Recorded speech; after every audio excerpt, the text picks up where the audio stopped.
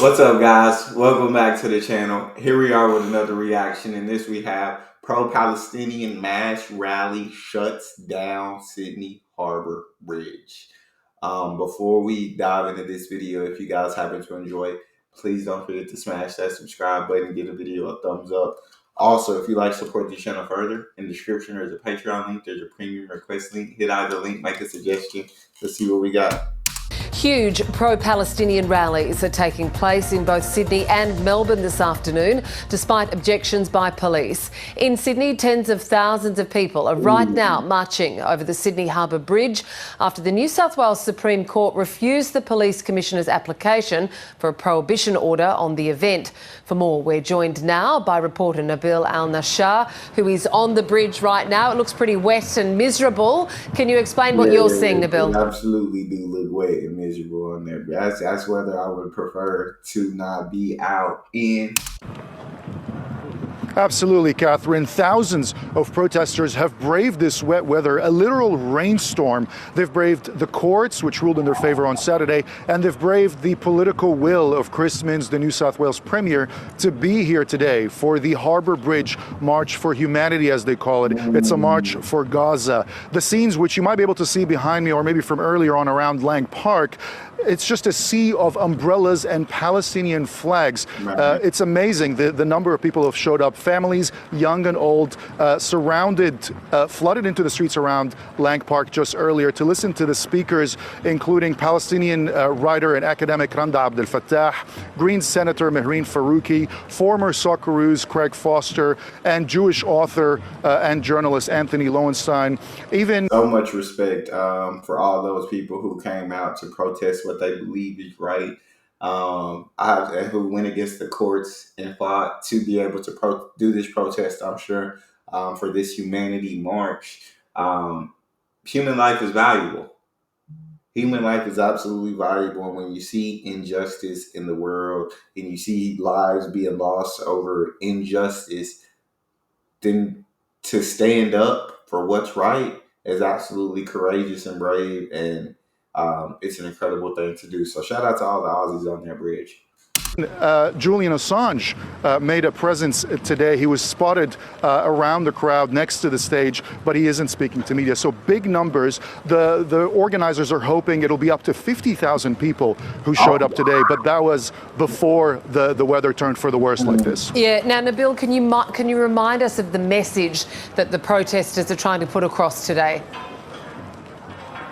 Absolutely, Catherine. These protesters, many of them have protested in Sydney nearly every single weekend, with few exceptions, over the last 22 months since everything began in October 2023.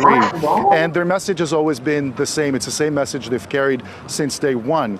They want Israel to stop the war in Gaza, and they want the Australian government to put sanctions on Israel and take further action to that end. Many of these protesters showing up today believe that Israel is committing genocide against Palestinians in Gaza, and they believe that Israel is starving Palestinians in Gaza. Many of them their phones have been flooded with a constant stream of pictures and videos of emaciated Palestinian children, but also men and women from the ongoing starvation there. They're in agreement, of course, in their conclusion with Human Rights Watch, Amnesty International, Médecins Sans Frontières, Doctors Without Borders, the UN Special Rapporteur on the human rights situation in the occupied Palestinian territories, Francesca Albanese, not to mention a few leading Israeli human rights organizations as well, including... Jesus, look at all the names of it. Just so many innocent lives being lost. So many kids' lives being lost. It's painful to watch that kind of suffering, to watch people go through losing loved ones. And they've been protesting every weekend for the past 22 months. Is that you just have to stand up and applaud them once again for standing up for injustice around the world.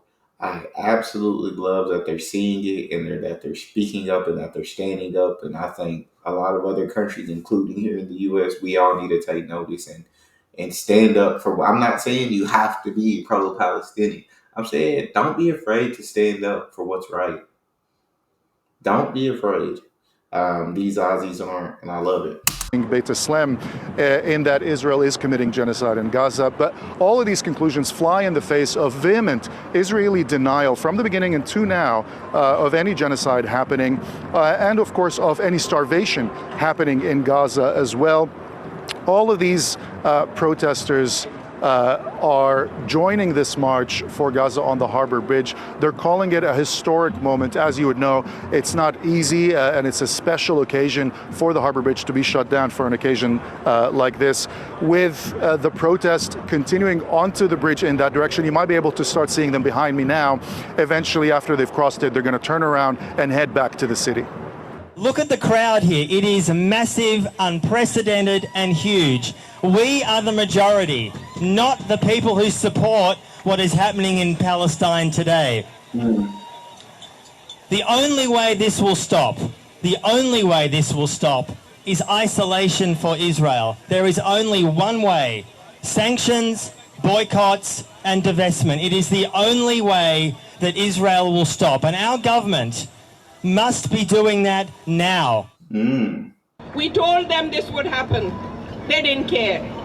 They parroted Israel's propaganda. They demonized anyone who stood up and spoke out. So spare me if I don't now start patting the prime ministers and the foreign ministers back and give them accolades. But now, because of your pressure, because of you protesting week in, week out, they are moving inch by inch. Yeah. And we cannot stop now. Yeah, I feel like I completely, absolutely agree with that. And I know there's problems on the Israel and Palestinian side. Don't get me wrong, right? I know Palestine's not fully innocent, but for Israel, it seems like from the videos that I'd seen that they had held Palestine in occupation, basically, for so long. And they always kind of had that tension and beef between the two countries. And it just kind of got set off, and now you do hear about like innocents in Palestine being bombed, kids, and I'm not sure how it is on the Israel side as well, but it's a heartbreaking war that needs to come to an end.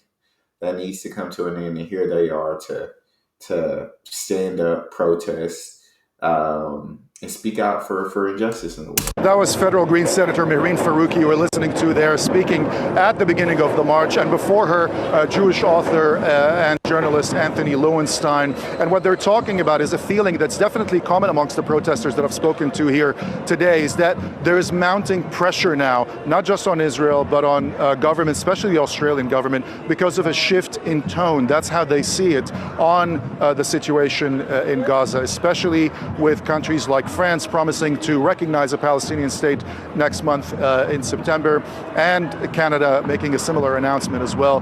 They feel that there's pressure and momentum now that they would like to capitalize on for their cause.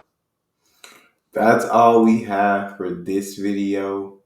If you guys enjoyed, please don't forget to smash that subscribe button, get a video a thumbs up. Please tell me where you stand on the issue if you would like. If not, don't worry about it. I'll see you guys.